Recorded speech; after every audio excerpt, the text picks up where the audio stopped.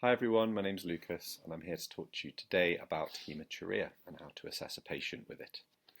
So today we want to get you to be able to understand and define the different types of haematuria and also understand how to assess a patient with haematuria both in the community and secondary care. So what's not covered in this video?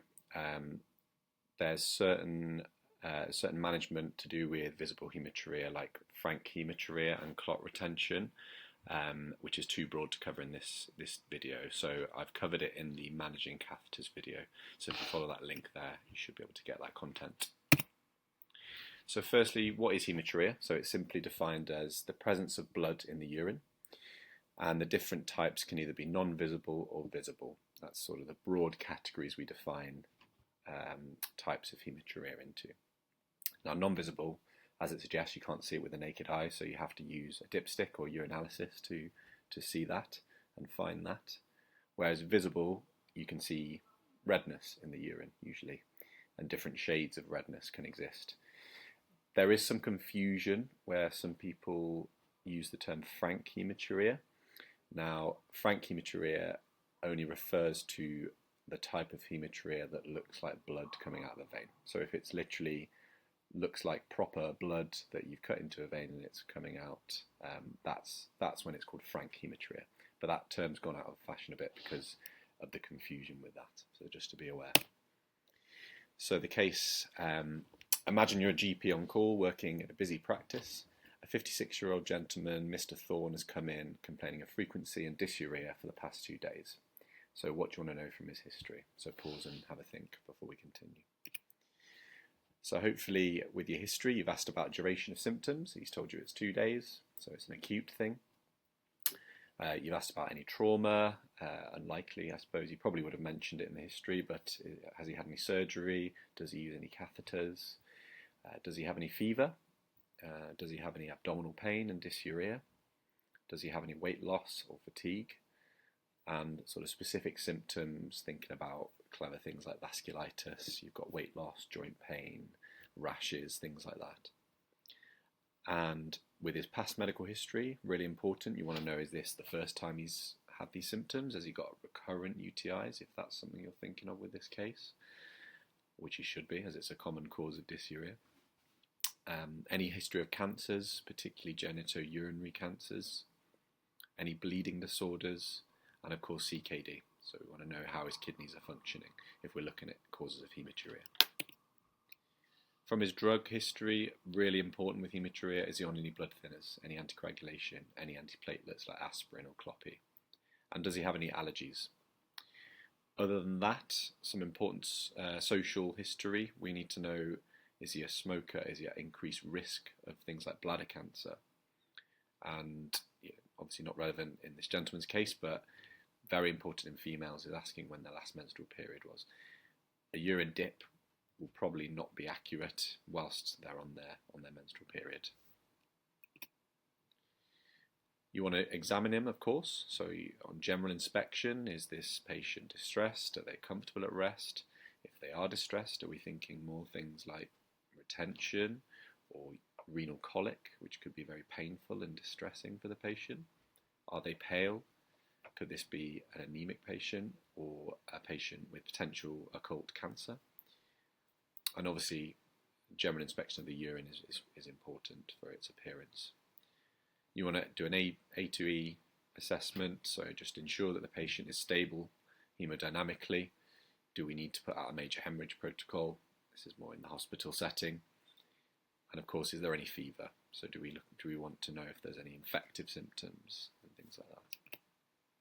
Exposure. So any rashes, this can point towards diagnoses like glomerulonephritis and IgA vasculitis. So looking at those causes of haematuria. His abdomen, we want to know, does he have a palpable bladder, which could indicate retention or a tumour? Is he tender suprapubically? Is there any flank tenderness, which could point towards renal colic or pyelonephritis and hydronephrosis? In females, you could consider having a PV examination and inspection just to check that the blood is truly a haematuria and not a PV bleed. So something to consider there. So just his assessment so far. He's had 2 days of dysuria frequency, no blood seen in the urine, but it's a bit darker with a bit of frothiness. Otherwise feels fine. He has type 2 diabetes, he's got high blood pressure and AF, and those are his medications, and he is on blood thinners, so rivaroxaban. He does smoke 15 cigarettes a day, and he has done for 20 years.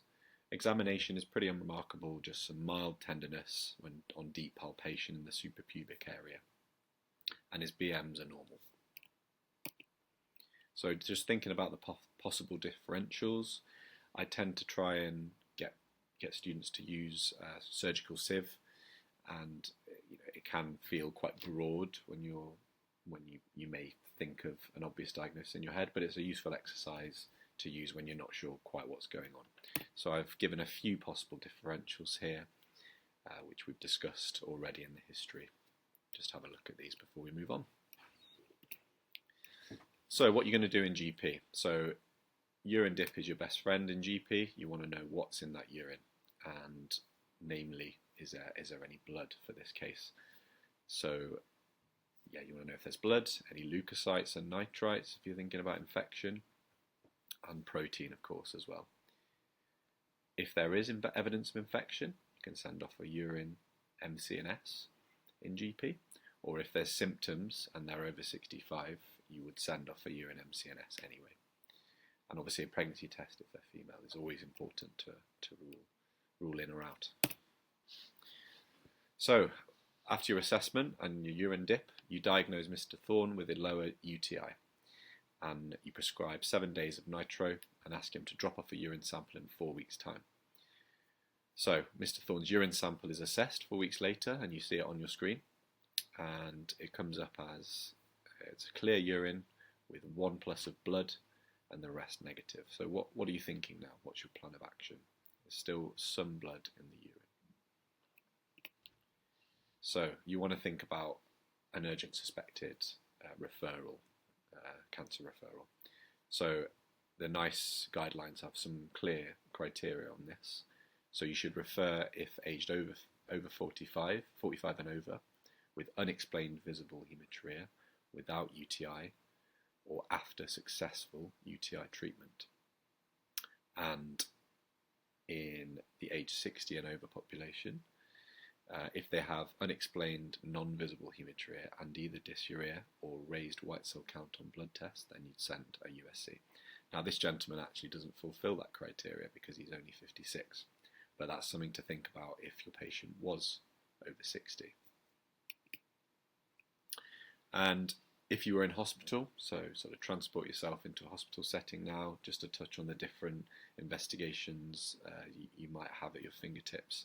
So the same sort of ones you'd have in GP, plus your blood tests, so FBC, UNE, LFT, CRP, coag and group and save is really important for managing any bleeding problems like haematuria. Lactate if you're worried about sepsis, anchor if you're thinking more vasculitis, and of course a urine MC&S, which you also have in GP. And just to note, you do have bloods in GP, of course, but on a less urgent, immediate basis. Imaging-wise, you can perform a non-contrast CT-KUV if you're thinking about stones or a mass, or an ultrasound, and you can do a USC referral for a flexible cystoscopy. Management-wise, it really is as simple as treat the cause.